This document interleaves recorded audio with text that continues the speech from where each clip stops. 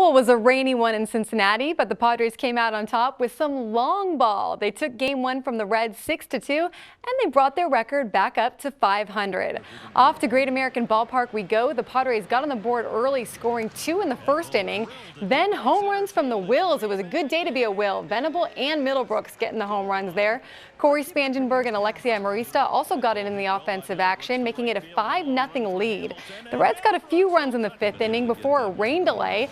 Got a little tarp action here, but they wouldn't score again. Guess what though? Derek Norris, he would. That's right, Norsaurus Rex with his 6th homer of the season.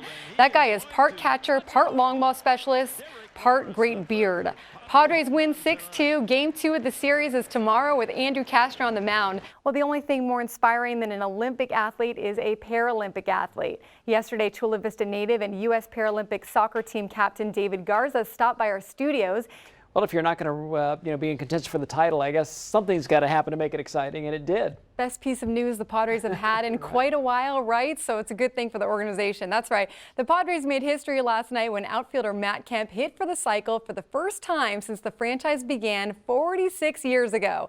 Needing only a triple to seal the deal, Kemp blasted one to center in the 9th inning. It looks like a home run, but as you see there, it hits the wall, bounces off, gives Kemp time to reach third base, and there you have it. Finally, a cycle for the Padres and the first cycle in Kemp's career. Well, in May, former Chargers president Dean Spanos passed that title to his sons, John and AG, who now head up football operations and business operations, respectively. The two take care of the day-to-day affairs, while their father, who remains chairman of the board, turns his attention exclusively to the stadium issue. I had a chance to sit down with John and AG to talk about the transition. They held some interesting jobs as teenagers. Take a look. You know, here's the deal. I've got to come clean.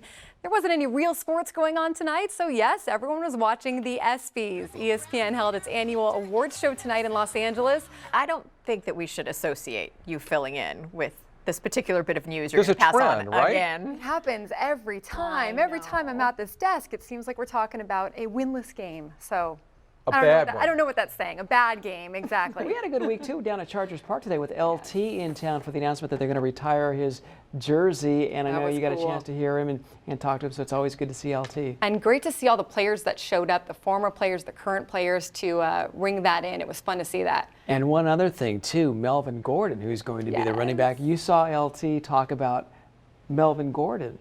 And his eyes light up. I mean, Melvin Gordon was there sitting in the front row, and you could see Melvin's eyes light up when he saw his, his idol, someone he watched growing up. So it was really cool.